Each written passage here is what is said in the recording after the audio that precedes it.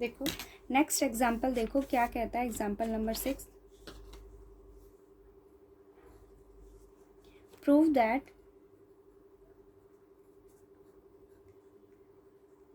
phi of n is equals to phi of n plus 2 is satisfied by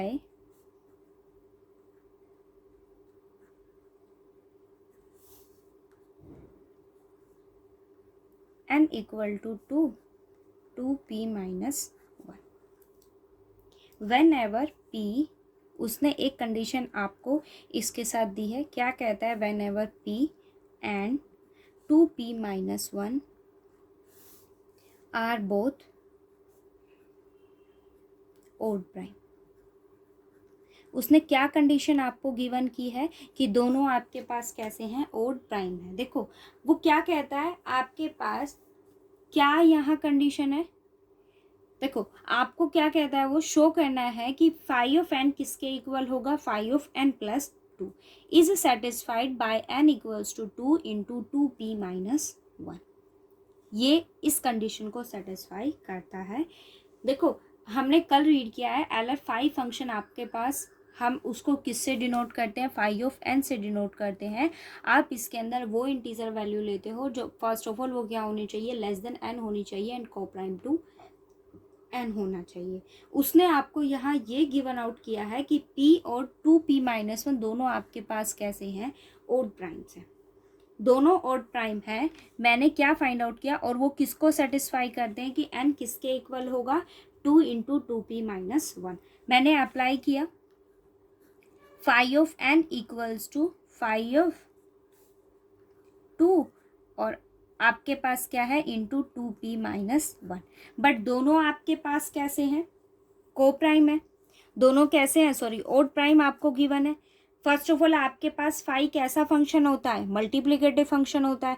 but उन multiplicative function की condition क्या होती है, आपके पास एम एन किसके इक्वल होता है, phi of m and phi of m N.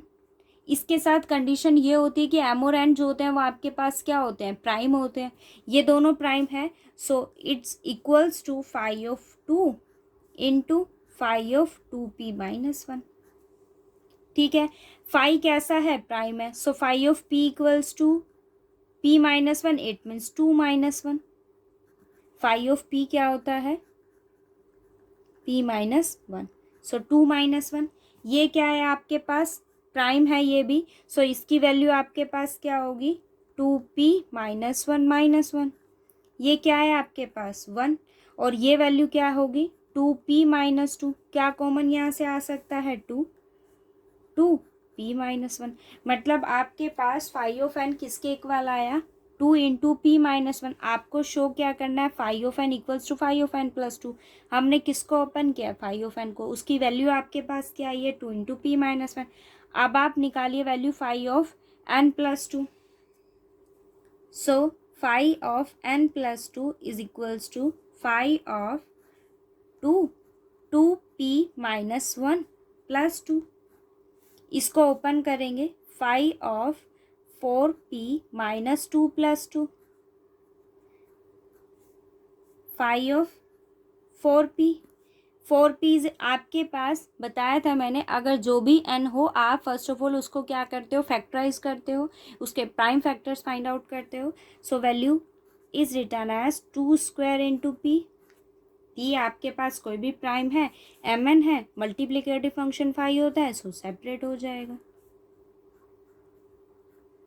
ये प्राइम है, सो इसकी वैल्यू आपके पास क्या होगी, p माइनस 1। और जो आपके पास p raise to power k form करता है, फाई ऑफ p k की वैल्यू क्या होती है, p k minus p k minus 1। ठीक है, वैल्यू सब्सिट्यूट करो, p k it means 2 square minus 2 square minus 1। Value क्या होगी, 4 minus 2 p minus 1। You have 2 into p minus 1। दोनों क्या हैं, दोनों वैल्यूज क्या हैं, इक्वल है ना। और आपको यही शो करना था फाई ऑफ एन किसके इक्वल होगा,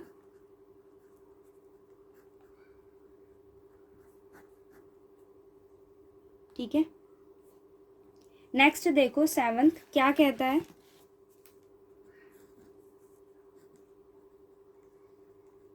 prove that phi of n is equals to n by 2 if and only if वो कहता है कि n आपके पास phi of n की वैल्यू क्या होगी n by 2 if and only if n equals to 2 raised to power k और k जो है वो आपके पास क्या है greater than equals to 1 some integer.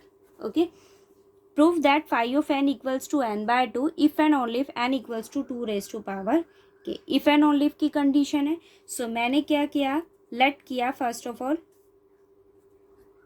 phi of n is equals to n by 2. phi of n की वैल्यू को मैंने क्या लेट किया है n बाय 2. अब आपको phi ऑफ n होता क्या है, phi ऑफ n आपके पास एक इंटीजर वैल्यू होती है लेस देन n होता है और आप इसके अंदर वो इंटीजर्स की काउंटिंग करते हो या नंबर्स बताते हो जो को प्राइम टू n होते हैं. बट आपने कभी ऐसा तो चूज़ नहीं किया होगा ना कि phi ऑफ n की वैल्यू आपके पास 3/2 होगी या 5/2 होगी या 7/2 होगा, ऐसा तो कभी नहीं आया. phi ऑफ n की वैल्यू आपके पास हमेशा क्या देता है, नंबरिंग, और नंबरिंग आपके पास ऐसे तो नहीं होती 7/2 9/2, ऐसा तो पॉसिबल नहीं है. इट मीन्स n/2 भी कैसा होगा, is an integer. I think आपको इस लाइन का मतलब समझ में आया होगा. देखो phi ऑफ n आप जो भी वैल्यू फाइंड आउट करते हो, first of all phi of n आपके पास होता क्या, आप n less than n integers लेते हो, less than n, strictly less than n. फिर आप वो इंटीजर्स देखते हो जिनका n के साथ जीसीडी क्या होता है 1 होता है और उनकी आप नंबरिंग लिखते हो. ऐसा नहीं आप मतलब नंबर्स नहीं लिखते हो, सिर्फ उनकी नंबरिंग लिखते हो आप. क्या नंबरिंग आपके पास मतलब p/q फॉर्म करेगा. p/q से मतलब आपके पास वो 7/2 3/2 या फिर 8 तो नहीं 9/2 11/2, मतलब ऐसा कोई p/q रैशनल फॉर्म करेगा नहीं ना. वो सिर्फ क्या फॉर्म करता है, इंटीजर्स, क्योंकि नंबरिंग आपके पास रैशनल्स फॉर्म नहीं करता. It means n/2 must be N integer. और ये इंटीजर तभी पॉसिबल होगा ना जब n आपके पास कैसा होगा, इवन होगा. क्योंकि अगर आपके पास n ओड हो गया तो उसकी वैल्यू क्या होगी, 7/2 9/2 11/2 13/2, मतलब वो p/q फॉर्म करेगा. और अगर वो p/q फॉर्म करता है इट मीन्स वो आपके पास इंटीजर नहीं होगा. और अगर वो वैल्यू इंटीजर नहीं है तो वो वैल्यू phi ऑफ n की नहीं होगी. ऑब्वियस है. और ये आपके पास अगर p/q फॉर्म नहीं करता है, p/2 फॉर्म नहीं करता, p/2 ही बनेगा. इट मीन्स इस n को क्या होना होगा, इवन होना होगा. और ये इंटीजर तभी पॉसिबल है जब n आपके पास कैसा होगा, इवन होगा. और इवन का मतलब क्या होता है, मल्टीपल ऑफ 2. सो मुझे शो इसी फॉर्म में करना है तो मैंने क्या चूज़ कर लिया कि n की वैल्यू आपके पास क्या है 2k इंटू m. ठीक है, k की वैल्यू आपके पास क्या है, ग्रेटर देन इक्वल्स टू 1, और जो m है वो आपके पास क्या है, ओड है. m कैसा है आपके पास, ओड है. अब आप वैल्यू को सब्स्टिट्यूट कीजिए. phi ऑफ n क्या है आपके पास, n/2. मैंने n को क्या चूज़ किया है, 2k इंटू m है, यही चूज़ किया हमने. वैल्यू सब्स्टिट्यूट कीजिए. phi of 2k into m किसके इक्वल होगा, 2k इंटू m बाय 2. ये ओड है, ये तो आपके पास 2 ही है, ये ओड है तो दोनों का जीसीडी क्या होगा, 1 होगा, इसीलिए ओड लिया. 2k into phi of m is equals to क्या वैल्यू होगी, 2k minus 1 into m. Okay, phi of pk की वैल्यू क्या होती है, pk minus pk minus 1. phi of m equals to 2k minus 1 into m.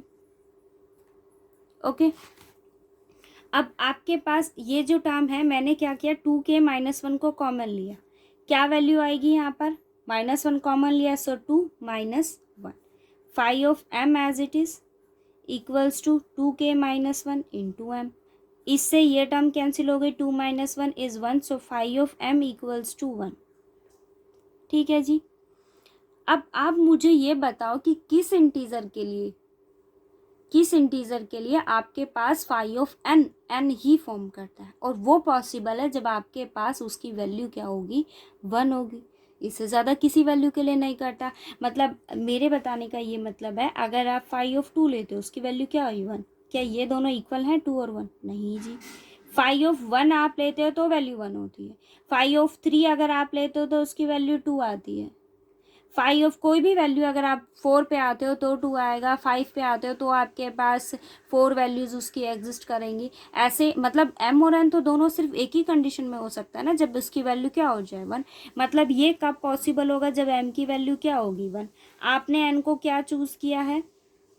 2k into M, m की value क्या find out कर दी? 1। सो n equals to, ये show हो गया। मैंने इसीलिए n को क्या चूज़ किया था? 2k इंटू एम, और आपने यही बता दिया कि m की वैल्यू क्या हो गई 1। अगर m 1 हो गया तो n की वैल्यू क्या हो गई? 2k हो गई। ठीक है, ये आपको शो करना था। अब कन्वर्स पार्ट में हम क्या लेकर चलेंगे कि n की वैल्यू आपके पास क्या है? 2k है, k क्या है? Greater than equals to 1। Okay, अब आप फाइंड कीजिए वैल्यू को। 5 इक्वल्स टू 2k। ठीक है जी, pk है तो वैल्यू क्या होगी?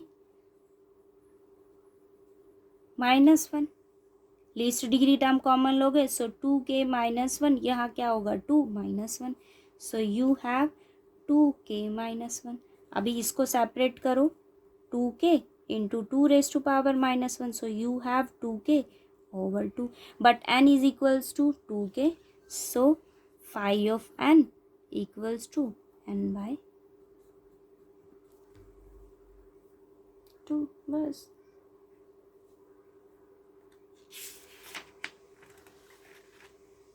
एक बहुत अच्छा सा क्वेश्चन है 8th, सीरियसली बहुत इंटरेस्टिंग है। इसके क्वेश्चन में ही आपके पास आंसर है। देखो, वो ये कहता है आपसे find all possible values of n which satisfy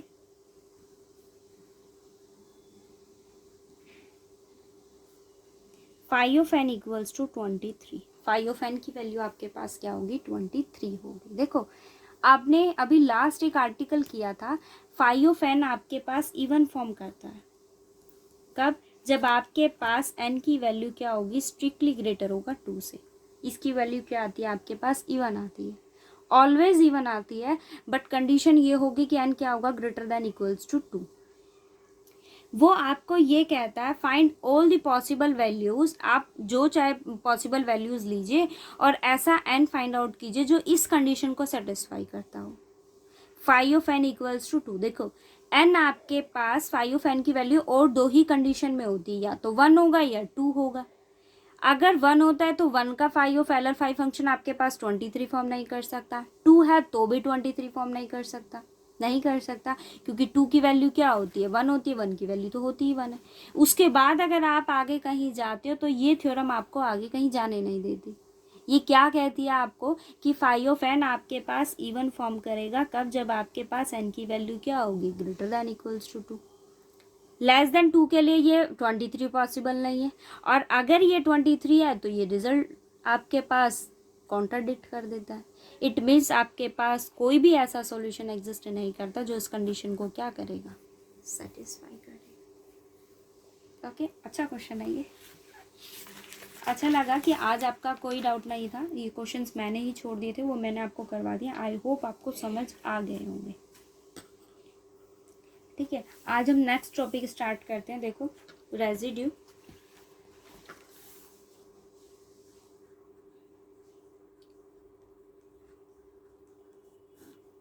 अभी आपने मोड पढ़ा है, कुछ कुछ ऐसा है, बहुत कुछ भी ऐसा है, और अगर आप इसको थोड़ा सरप्राइजिंग अगर मानकर चलोगे तो कुछ भी ऐसा नहीं है। देखो, फर्स्ट ऑफ ऑल आपके पास रेजिड्यू होता क्या है? अगर a किसके कॉन्ग्रुएंट है? If a is congruent to b mod m, if a is congruent to b mod m, then b is said to residue of a mod m. ए अगर किसके congruent है, बी मॉड एम के, सो आपके पास B जो है वो क्या कहलाएगा, residue of a modulus M.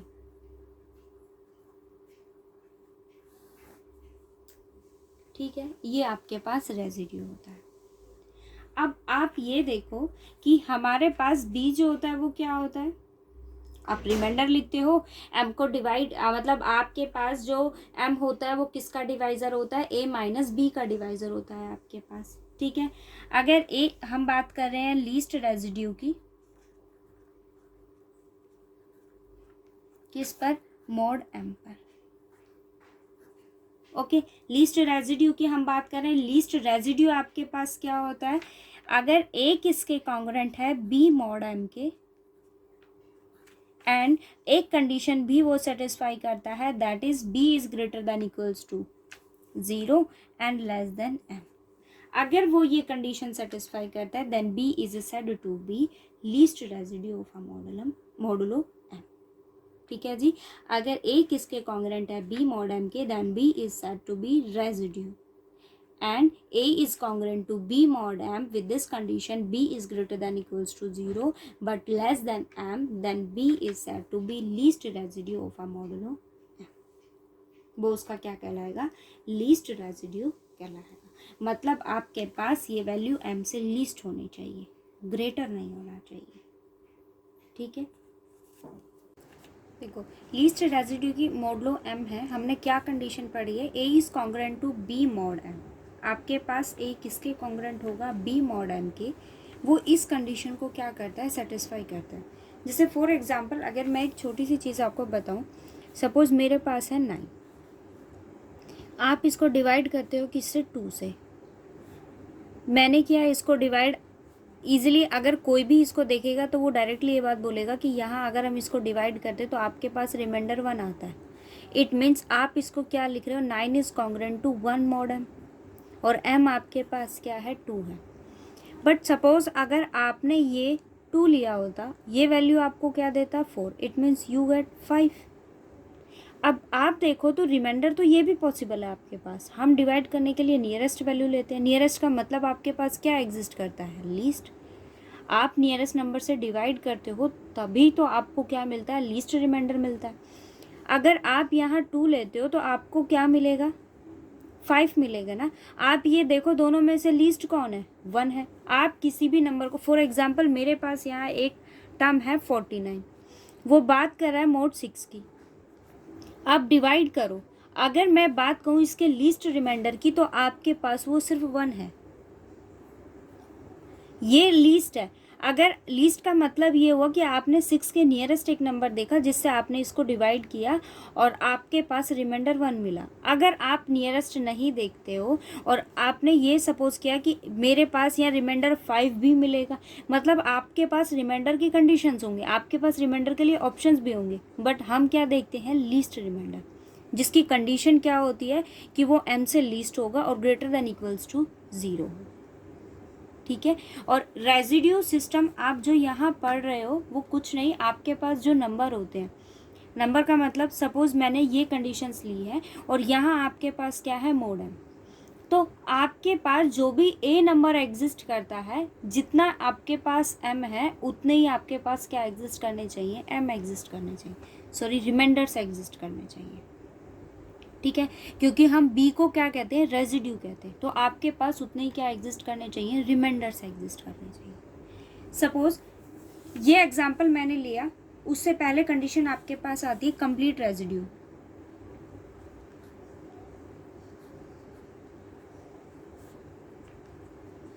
Complete residue system की देखो, इसकी कंडीशन क्या होती है, इसको डिनोट करते हैं, कैपिटल लेते हैं हम वैल्यू को। आपके पास सेट दिया होगा, गिवन, आपको कोई भी सेट गिवन होगा, सपोज वो सेट आपके पास P है, इस सेट के अंदर आपके पास नंबर्स गिवन होंगे। आप क्या करोगे, जो भी मॉडुलस m होगा आप उसको डिवाइड करो और रिमाइंडर फाइंड आउट करो। वो मेरे पास क्या हो गया, कंप्लीट रेजिड्यू हो गया। फर्स्ट सपोज देखो, एक कंडीशन ये कि आपको अगर यहाँ कोई भी नंबर गिवन हो, मान लीजिए आपने यहाँ एक नंबर m ले लिया या फिर मल्टीपल ऑफ m है और मोडलो भी आपने क्या ले लिया, m चूज किया है, रिमाइंडर यहाँ 0 आया है।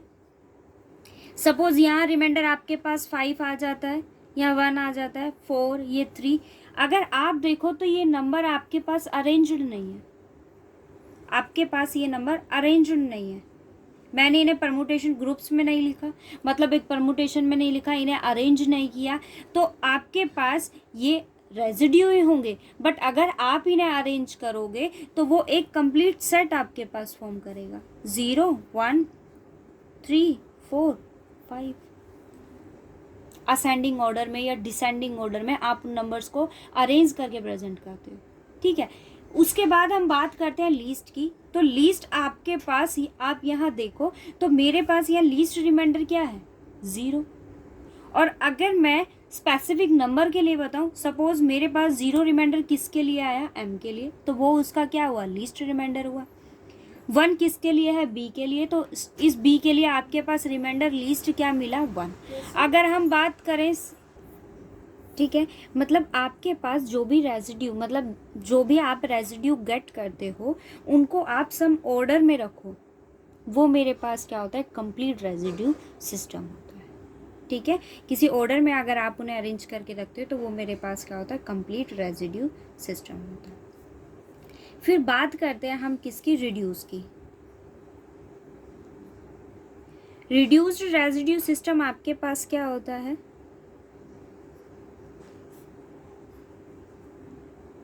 देखो मैंने कंप्लीट रेजिड्यू सिस्टम बनाया। अगर आप वहाँ इंटीजर को नेग्लेक्ट कर देते हो, किसको, जिसके पास कॉमन फैक्टर एग्जिस्ट करते हैं, m के लिए जिसके पास कॉमन फैक्टर एग्जिस्ट करते हैं। फर्स्ट सपोज जैसे अगर मैं बात करूँ कि मैंने इंटीजर्स का एक सेट लिया, a1 a2 अप टू क्या है, a के इंटीजर्स हैं, वो क्या कहता है कि ये मेरे पास रेजिड्यू, रिड्यूस रेजिड्यू सिस्टम कब कहलाएगा। फर्स्ट सपोज अगर मैं यहाँ बात कर रही हूँ किसकी, मोड m की, देन ऑल ai's का m के साथ जीसीडी क्या होना चाहिए, 1, ठीक है। फर्स्ट कंडीशन इसकी ये होनी चाहिए। सेकंड कंडीशन आपके पास क्या होगी, ai is aj not congruent to mod m for all i not equal to j। मतलब आप अगर यहाँ डिसजॉइंट्स ले रहे हो, a1 किसके कॉन्ग्रुएंट होगा, a1 की, a2 किसके कॉन्ग्रुएंट होगा, a2 के, but a1 is not congruent to a2 because for all a1 is not equal to 2। Okay, ये दो कंडीशन अगर वो सेटिस्फाई करता है, उसके बाद इसकी थर्ड कंडीशन ये आती है कि फॉर ईच इंटीजर, हम बात करते हैं किसकी, n की, जो किसका रिलेटिवली प्राइम होगा, m का। इट मीन्स m और n का जीसीडी आपके पास क्या होगा, 1 होगा। इन m और n के लिए आपके पास एक यूनिक ai एग्जिस्ट करना चाहिए, एक यूनिक ai एग्जिस्ट करना चाहिए, जहाँ आप क्या कह सको कि n किसके कॉन्ग्रुएंट है, ai मोड m के, ठीक है। रिड्यूस रेजिड्यू सिस्टम आपके पास क्या कहता है कि आपने जो भी सेट चूज किया, फर्स्ट ऑफ ऑल उसका m के साथ जीसीडी क्या होना चाहिए, 1 होना चाहिए। सेकंड कंडीशन आपके पास वो इनकॉन्ग्रुएंट होना चाहिए, किसके, जब i और j दोनों आपके पास इक्वल नहीं होंगे, ठीक है। और अगर n और m आपके पास दोनों अगर रिलेटिवली प्राइम है तो उसके लिए ये कंडीशन होनी चाहिए कि n आपके पास किसके कॉन्ग्रुएंट होगा, ai मोड m का।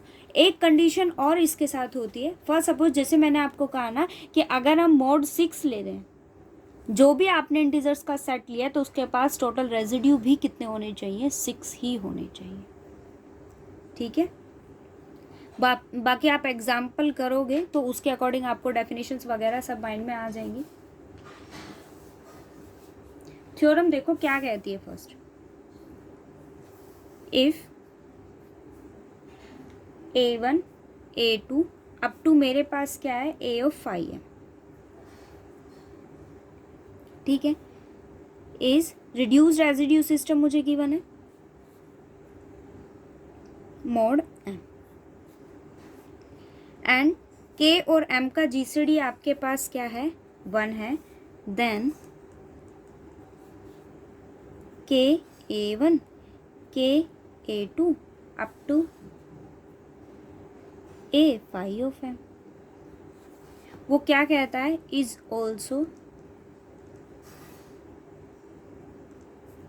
Reduce residue system mod. मतलब आपके पास एक रिड्यूस रेजिड्यू सिस्टम गिवन है, आप इसको किसी इंटीजर से मल्टीप्लाई करते हो, बट उसकी कंडीशन क्या होती है कि उस इंटीजर का m के साथ जीसीडी क्या है, 1 है। तो वो क्या कहते हैं कि ये भी आपके पास क्या फॉर्म करेगा, रिड्यूस रेजिड्यू सिस्टम। देखो आपके पास ये सिस्टम कैसा गिवन है, रिड्यूस रेजिड्यू सिस्टम। अगर ये रिड्यूस रेजिड्यू सिस्टम है, इट मीन्स एआईज का m के साथ जीसीडी क्या होगा, 1 होगा। इट मीन्स आपके पास ai और m का जीसीडी क्या फॉर्म करेगा, 1 फॉर ऑल i के लिए। और जो i की वैल्यू है वो हमारे पास क्या है, 1 to up to 5 of m, यही वैल्यू है ना। फिर सेकंड कंडीशन आप ये देखो, आपको यहाँ क्या गिवन है कि k और m का जीसीडी भी आपके पास क्या है, 1 है। इट मीन्स k ए आई और m का जीसीडी की वैल्यू भी आपके पास क्या होगी, 1 फॉर ऑल i आपके पास क्या है, 1 to 5 ऑफ m। ठीक है, अगर इसका जीसीडी आपके पास 1 है और k a1 a2 up to आपके पास सेट में कितने मेंबर हैं, k a1 k a2 up to k 5 of m, total कितने मेंबर हैं इसमें, इस सेट में 1 2 up to 5 of m elements हैं। ठीक है, और आपके पास जो आपने ai चूज करें इसमें भी कितने एलिमेंट्स हैं, 5 ऑफ m एलिमेंट्स हैं। इसके पास भी 5 ऑफ m एलिमेंट्स है, इसके पास भी 5 ऑफ m एलिमेंट्स है। अब रेजिड्यू की सेकंड कंडीशन आपको क्या कहती है कि ai कॉन्ग्रेंट नहीं होगा किसके, aj के, मॉड m जब आपके पास i और j दोनों इक्वल नहीं होंगे। सो मैंने क्या किया, लेट किया KAI is congruent to KAG mod m for I not equal to J। I और J दोनों इक्वल नहीं है तो ये इसके कॉन्ग्रेंट है। दोनों साइड से K कैंसिल हो जाएगा, बिकॉज ऑफ K और M का GCD आपके पास क्या है, 1 है। K और M का GCD आपके पास क्या है, 1। It means you have AI is congruent to AJ mod M for I not equal to J। क्या ये पॉसिबल हो सकता है, नहीं, क्योंकि आपको ये मेंशन है AIs आपके पास क्या है, रिड्यूस रेजिड्यू सिस्टम। मतलब ये कंडीशन आपके पास पॉसिबल नहीं हो सकती। It means you have KAI KAJ mod m for I not equal to J। ठीक है, इसकी सेकंड थ्योरम आपको करनी है। नेक्स्ट देखो क्या कहता है थर्ड, लेट A आपके पास एक सेट है जिसके पास मेंबर क्या है, A1 A2 up to A of 5। ठीक है, और B मेरे पास एक सेट है जिसके पास किस टाइप के एलिमेंट हैं, B1 B2 up to B of 5। B2 reduced residue system है आपके पास, mod M and mod N respectively. ये आपके पास रिड्यूस रेजिड्यू सिस्टम है किसमें, मॉड एम में, और ये आपके पास सेट जो है वो कैसा है, रिड्यूस रेजिड्यू सिस्टम है फॉर मॉड एन के लिए। वो क्या कहता है, लेट एम और एन का जीसीडी आपके पास क्या है, 1। देन सी आपके पास एक सेट एग्जिस्ट करता है सच दैट उसकी कंडीशन आपके पास क्या है, NAI प्लस MBJ I आपके पास 1 to 5 ऑफ m है और J आपके पास क्या है, 1 to 5 ऑफ n है। ठीक है, इज रिड्यूस रेजिड्यू सिस्टम। ये आपके पास क्या होना चाहिए, रिड्यूस रेजिड्यू सिस्टम होना चाहिए ओवर mn पर। देखो आपको ये रिड्यूस रेजिड्यू सिस्टम शो करना है, मतलब आपके पास यहाँ दो रिलेशन होने चाहिए। फर्स्ट ऑफ ऑल इन का जीसीडी आपके पास एम एन के साथ क्या होना चाहिए, 1 होना चाहिए, और सेकंड कंडीशन ये क्या होनी चाहिए, नॉट कॉन्ग्रुएंट टू ए आई ए जे। देखो मुझे यहाँ क्या गिवन है, सी की वैल्यू ये गिवन है, ए आपके पास क्या है 1 to आई की वैल्यू जो है वो 1 to 5 ऑफ एम है, और जे की वैल्यू आपके पास 1 to 5 एन है। फर्स्ट देखो आपके पास जो आई है क्या वैल्यू लेता है, वो 1 to 5 ऑफ एम, मतलब इसके पास डिसजॉइंट इंटीजर्स एग्जिस्ट करते हैं। सेम केस किसके लिए है, जे के लिए है, जिसके पास कितने मेंबर एग्जिस्ट करते हैं 5n।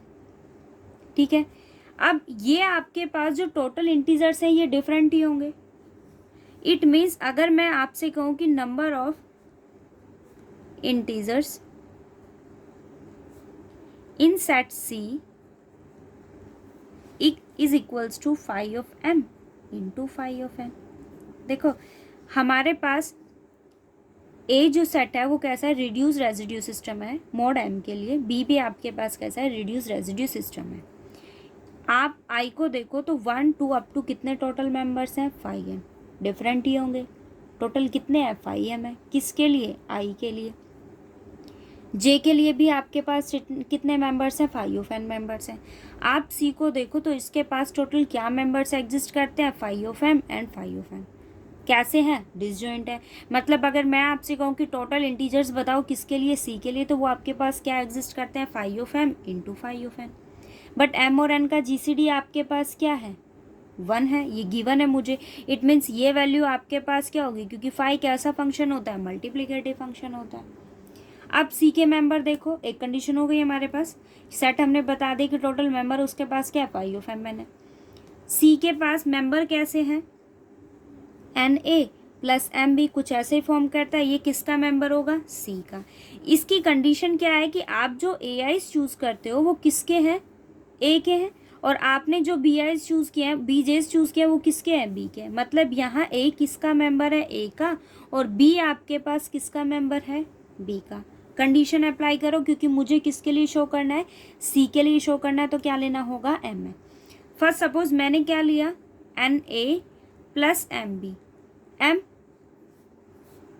ये वैल्यू किसके इक्वल होगी, देखो ए और एम का जीसीडी आपके पास क्या है 1 है, और एम और एन का जीसीडी भी आपके पास क्या है 1 है। ए और एम का जीसीडी भी आपके पास क्या है 1 है, और एम और एन का जीसीडी भी आपके पास क्या है 1। It means you have n a and m. मैंने पहले किसको लिया, एन को लिया। सेकंड कंडीशन मेरे पास क्या है, इसी इक्वेशन को लेंगे एम एन। सो आपके पास वैल्यू क्या आएगी, बी और एम का जीसीडी आपके पास क्या है 1, और एम और एन का जीसीडी भी आपके पास क्या है 1। सो ये वैल्यू क्या हो जाएगी, एम बी और एन। ठीक है, अब आप इन दोनों कंडीशंस को कंबाइन करो, सो आपके पास वैल्यू क्या आई, n a plus m b, m और एन के साथ क्या जीसीडी देंगे 1 देंगे। ठीक है, ये था, ये m है मेरे पास। ठीक है, मैंने ये सेट लिया है, m के साथ उसका जीसीडी क्या है, a और m का जीसीडी भी मेरे पास 1 है, और आपके पास m और n का पहले फर्स्ट कंडीशन को अप्लाई किया है, सो उसके लिए आपके पास क्या आया, n a का जीसीडी m के साथ ये आएगा, और यहाँ मैंने b और n की कंडीशन को चूज़ किया, तो उनका जीसीडी अगर 1 है तो आपके पास वैल्यू क्या आएगी, m b और n। ठीक है, सो आपके पास वैल्यू क्या आई, n a plus m b, और एम एन किसके इक्वल हो गया 1 के। इसका मतलब आपके पास सी के जो भी इंटीजर्स एग्जिस्ट करते हैं उनका एम एन के साथ जीसीडी क्या है 1 है। अब आपको शो क्या करना है कि वो सारे जो इंटीजर्स हैं वो कैसे शो करेंगे, इनकॉन्ग्रुएंट रिलेशन। एक कंडीशन आप शो करते हो वो कैसे होंगे, इनकॉन्ग्रुएंट रिलेशन। सो उसके लिए मैंने क्या लिया, n a i plus m b j, n a k plus m b L ले लिया। ठीक है, mode M N.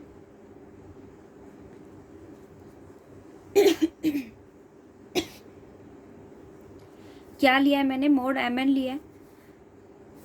Then n a i plus m b j is congruent to n a k plus m b l, because आपके पास M और N दोनों क्या हैं दोनों का जीसीडी आपके पास क्या है 1 है, तो m के लिए ये रिलेशन सेटिस्फाई होगा।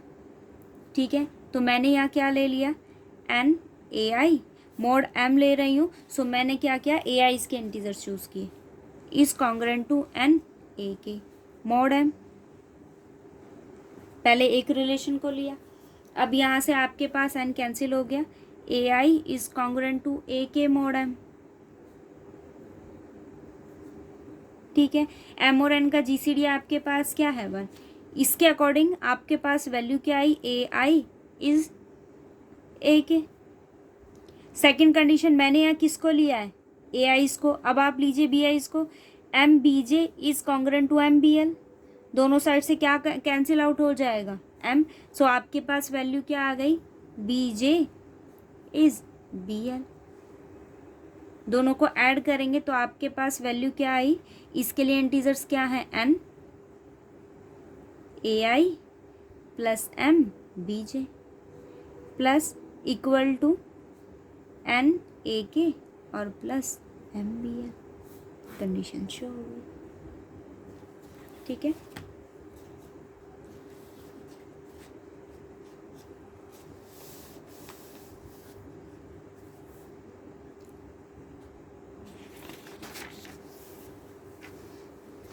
ये एग्जाम्पल देखो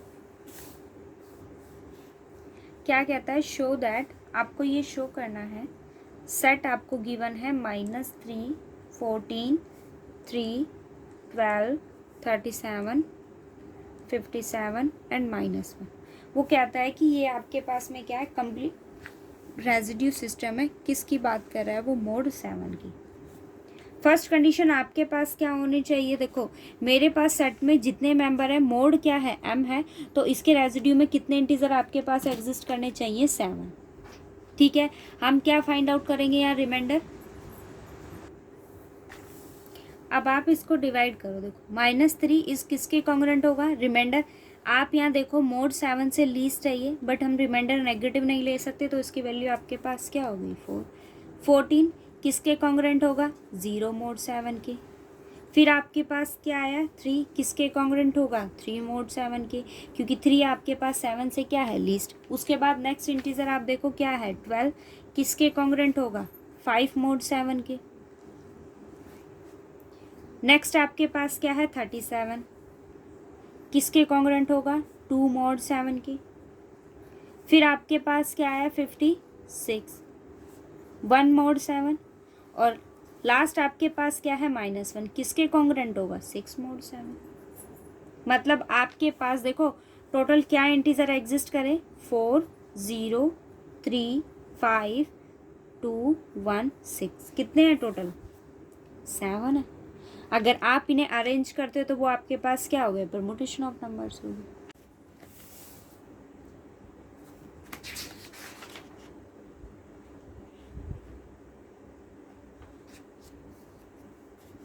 सेकेंड थर्ड फोर्थ एग्जाम्पल आपको करने हैं। फिफ्थ एग्जाम्पल देखो क्या कहता है 4 n odd integer, odd positive m लिया है उसने यहाँ पर, m कैसा है ऑड है बट पॉजिटिव है। Proof that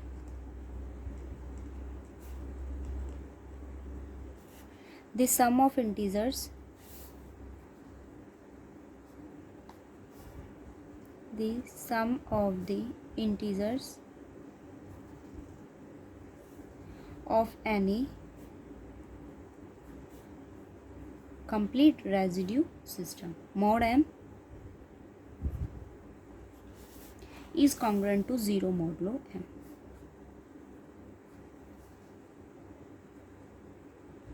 is congruent to 0 modulo m। Okay देखो आपको यहाँ गिवन क्या है, आपको ये शो करना है सम ऑफ इंटीजर्स। अगर आप इंटीजर्स का सम करते हो ऑफ एनी CRS सिस्टम, आपके पास यहाँ कैसा सिस्टम गिवन है CR system, complete residue system आपको यहाँ गिवन है मॉड m। वो क्या कहता है is congruent to modulo m, किसके कॉन्ग्रुएंट होना चाहिए 0 के कॉन्ग्रुएंट होना चाहिए। देखो फर्स्ट ऑफ मैंने यहाँ क्या लेट किया है, आपको इंटीजर्स का सम चाहिए तो मैंने क्या लिया पहले इंटीजर्स को लेट किया। क्या इंटीजर्स का सेट लिया मैंने, s चूज़ किया a1 A2 up to AN, be any complete residue system mod m। अब आप एक चीज़ यहाँ देखो, आप जो m चूज़ कर रहे हो वो m कैसे हैं आपके पास, और इंटीजर्स है ना। सपोज मैंने इस सेट, नेक्स्ट जो लाइन है वो डिपेंड करती है आपको, अगर ये लाइन अच्छे से समझ आए। देखो मैंने यहाँ क्या चूज़ किया है, m इंटीजर्स चूज़ किया। ओके कैसे है, ओड है। वो क्या कहता है, आपको ये शो करना है कि sum of integer of any CRS system, आपको इंटीजर्स का सम करना है, वो किसके कॉन्ग्रुएंट होना चाहिए, 0 के। सपोज आप ले रहे हो mod 3, ओके मैंने क्या इंटीजर्स ले लिए, 1 2, पॉजिटिव ही ले रहा है वो, मैंने लिया 1 2 3।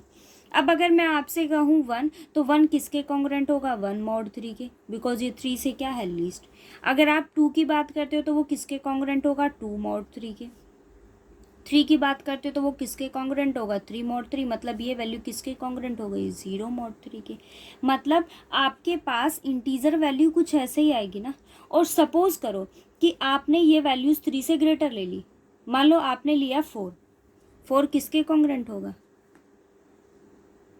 मतलब आप जो चाहे इंटीजर्स चूज़ कर लो, आपके पास रिमाइंडर की केसेस ऐसे ही होंगे, 1 2 3 अप टू लास्ट जो होगा वो आपके पास m होगा, यानी कि वो 0 के कॉन्ग्रुएंट होगा।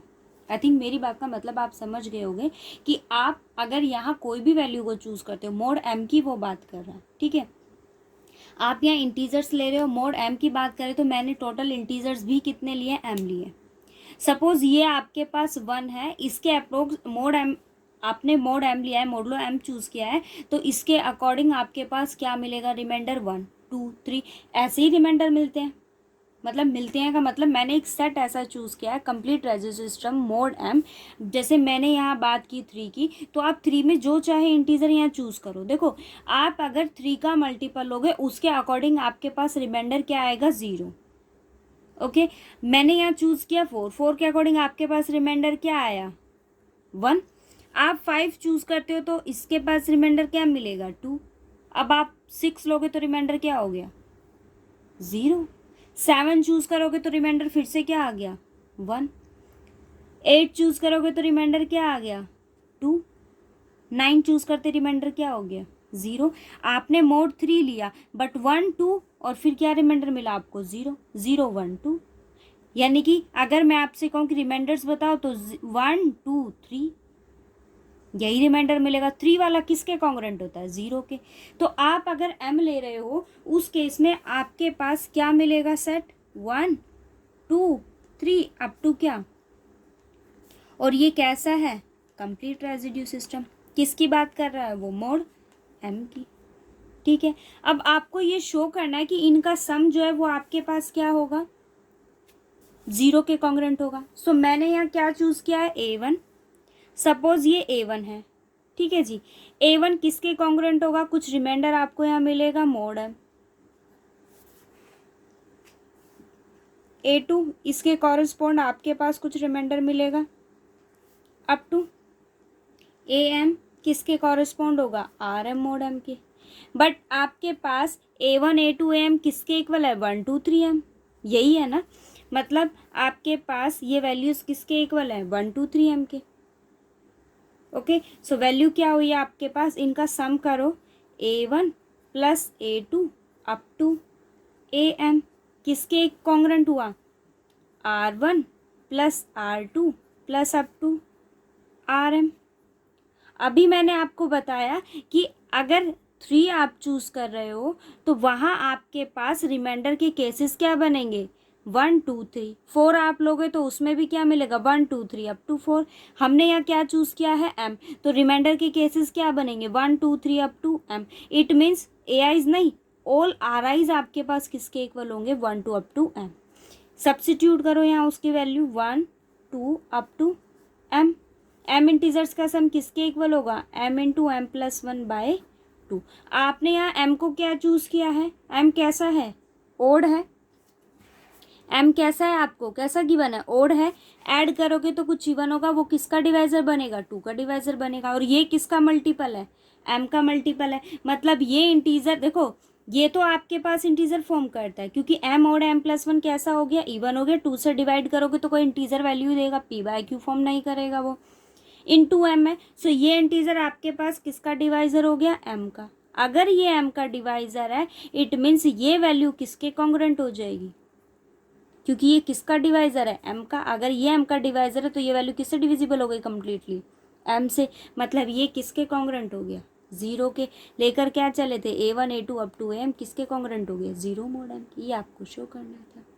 ओके, इसमें जो मेन चीज़ है वो सिर्फ यही है। देखो आपने यहाँ a1 a2 am नंबर्स लिए हैं, यहाँ आपने रिमाइंडर मेंशन किए हैं। बस रिमाइंडर का केस आपको समझना होगा कि ये किसके इक्वल हो सकता है। अगर आप खुद से भी इसको ट्राई करना, मैंने यहाँ 3 का एग्जांपल आपको दिया। आप अगर डिवाइड करते हो तो रिमाइंडर के केसेस आपके पास यही बनेंगे, 1 2 3 4 चूज़ करोगे तो वो भी फिक्स होंगे 1 2 3 4, कैसे ही चाहे डिवाइड करके देख लें। यहाँ m थे तो आपके पास क्या आ गया, m। मैंने इंटीजर्स का सम किया, ये कोई इंटीजर होगा लेकिन ये किसका मल्टीपल है, m का। m into sum integer multiple किससे डिविजिबल हो जाएगा, m से। किसके कॉन्ग्रुएंट हो गया, 0 के। 6th देखो क्या कहता है, if m is an integer, m is an even positive integer। अभी किसकी बात कर रहा है, इवन पॉजिटिव इंटीजर है आपके पास, और यहाँ मेरे पास क्या था, m ओड इंटीजर था। क्या कहता है, आपको शो करना है, show that -m-2 over 2 -m-4 over 2 up to -1 0 and 1। Up to कहाँ तक है, m-4/2 m-2/2 एंड m/2। वो क्या कहता है, is a complete residue system. आपको ये शो करना है कि ये आपके पास क्या है, कंप्लीट रेजिड्यू सिस्टम है। फर्स्ट ऑफ ऑल आपको ये सिस्टम गिवन है, m कैसा है, एक इंटीजर ही है ना, बट कैसा है, इवन है। आप एक चीज़ देखो, मैंने आपको कहा कि -1 आपके पास किसके कॉन्ग्रुएंट होगा। रिमाइंडर क्या कभी नेगेटिव लेते हो, नहीं लेते। अगर आप यहाँ वैल्यू लिखोगे तो ये वैल्यू किसके कॉन्ग्रुएंट होगी, होगा ना। या फिर आप ये कहिए कि मेरे पास, चाहे जैसे कहो कि 6 किसके कॉन्ग्रुएंट होगा, -1 mod m के। ऑब्वियस है ना। यहाँ आप क्या कर देते हो कि हम रिमाइंडर नेगेटिव चूज़ नहीं करते, तो आप वैल्यू को क्या करते हो, दोनों को ऐड कर देते हो। या फिर आप ये कहिए कि आपके पास जो 6 है वो हम कैसे फाइंड आउट किया, यहाँ से दोनों को ऐड करते हो तो आपके पास वैल्यू क्या आ जाती है, 6 आ जाती है। या फिर आप ये कहिए कि 6 आपके पास लीस्ट इंटीजर है जो इससे डिविजिबल नहीं होगा, तो आप उसको एज इट इज़ लिख देते हो।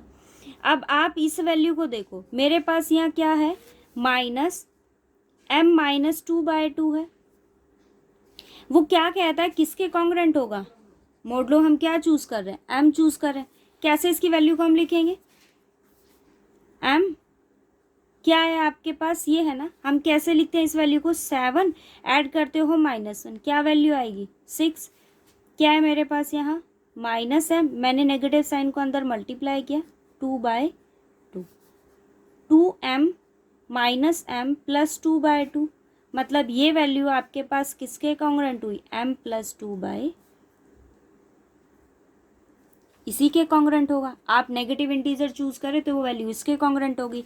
सेम केस से आपके पास नेक्स्ट वैल्यू क्या है, -m-4/2 -m-4/2 किसके कॉन्ग्रुएंट होगा, ये m+4/2 mod m। Okay, next अगर आपके पास इंटीजर एग्जिस्ट करता है m-6/2, तो वो भी किसके कॉन्ग्रुएंट होगा, m+6/2 अप टू। अब आप ये देखो, -1 सॉरी -1 -2 ऐसे ही है ना ये। मतलब आपके पास -2 किसके कॉन्ग्रुएंट होगा, -1 किसके कॉन्ग्रुएंट होगा,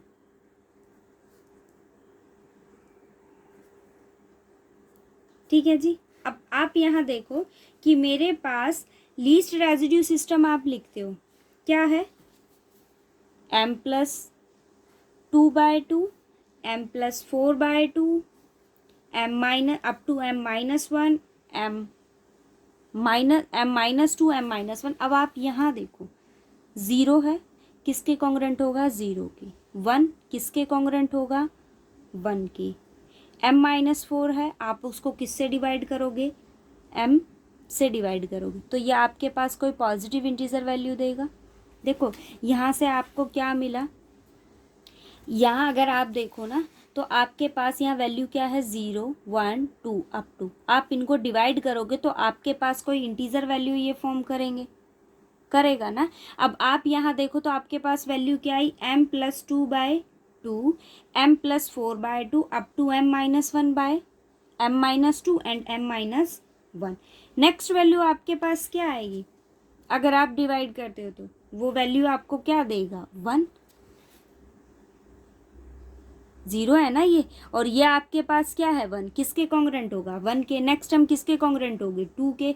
अप टू m-4/2 लीस्ट है, m-2/2 अप टू m-2, ये तो आपके पास लीस्ट है, ये एज इट इज़ रहेंगे। ये आपके पास नेगेटिव है तो उसकी वैल्यू क्या आ गई, ये आ गई। मतलब आपके पास लीस्ट रेजिड्यू क्या हो गया, क्या सेट आपने बनाया है, m+2/2, m+4/2 up to m-2, m-1, फिर क्या आएगी वैल्यू आपके पास, 1 0 अप टू m/। और ये कैसा है, अगर आप इसको देखो तो किस फॉर्म में है, ये परमुटेशन में। मतलब ये आपके पास एक ऑर्डर्ड सेट पेयर करता है, किसके लिए,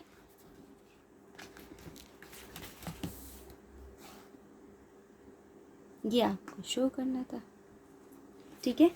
सिमिलर वे में आपके पास 7th है, उसको ट्राई करना, और जो डाउट हो वो फिर पूछ लेना, हम डिस्कस कर लेंगे। ओके, लेक्चर समझ आए तो बताना।